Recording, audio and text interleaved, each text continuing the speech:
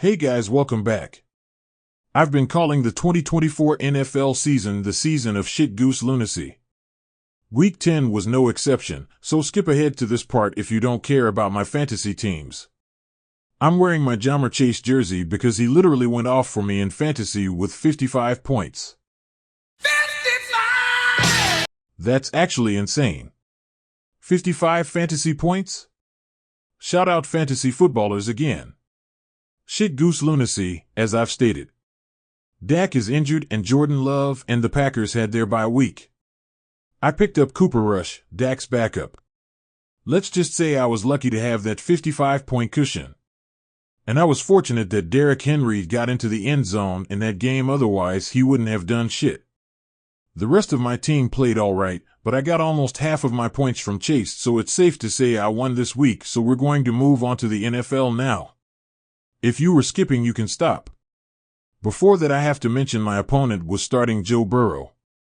Joe Burrow is the quarterback for the Cincinnati Bengals and put up 33 points.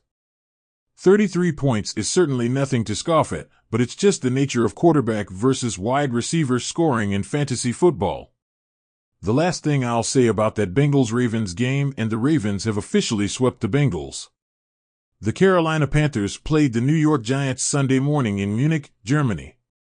I'll admit, when I first saw this game on the schedule, I thought it would be the worst thing to happen in Germany since World War II. But international games always have a sense of charm, and it's just so cool how the German fans always sing "Take Me Home, Country Roads." That's a tradition I can definitely get behind. We'll go back across the pond to talk about the rest of the Sunday games. I have already mentioned I watch Red Zone on Sundays. I just feel like I have to include this Scott Hanson clip again.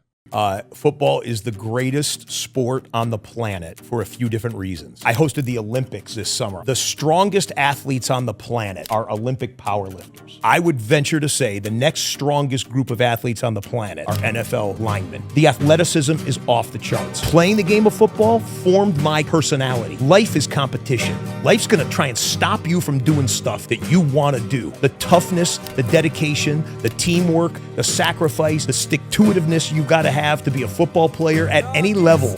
You know this, and maybe I'm preaching right here. I mean it, Jules. I mean it.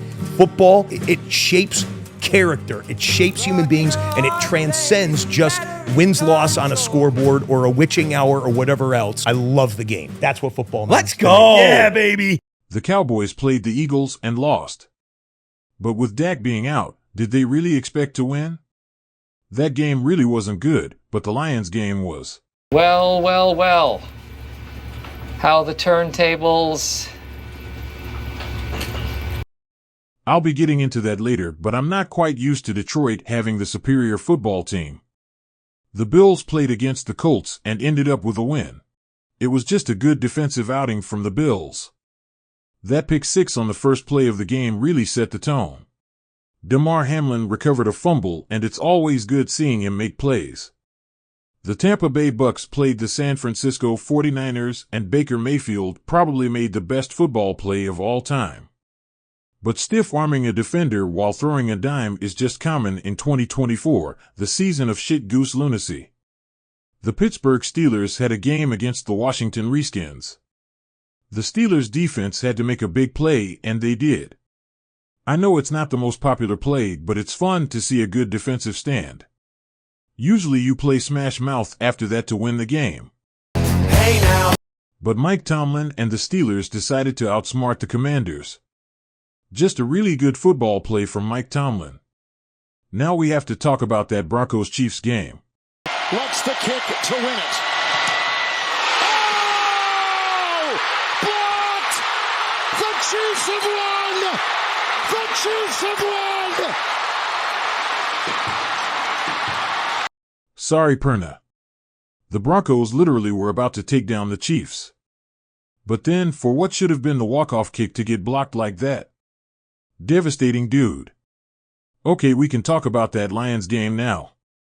The Lions were down really bad. Like 5 turnovers and a 16-point deficit bad. Yeah, they had us the first half, I'm not gonna lie. I rightfully predicted C.J. Stroud would bounce back. I'll admit I didn't think it would be against the Lions, but I was right and the Lions won. Everything comes up Dan-O. But Dan Campbell said at halftime, they just had to come back one play at a time. And what happened? The defense didn't allow a single point to be scored in the second half. Part of that was because Zadarius Smith was on the Lions sideline just cheering his new teammates on. The Lions scratched and clawed their way back with the help of two absolutely clutch kicks from Jake Bates.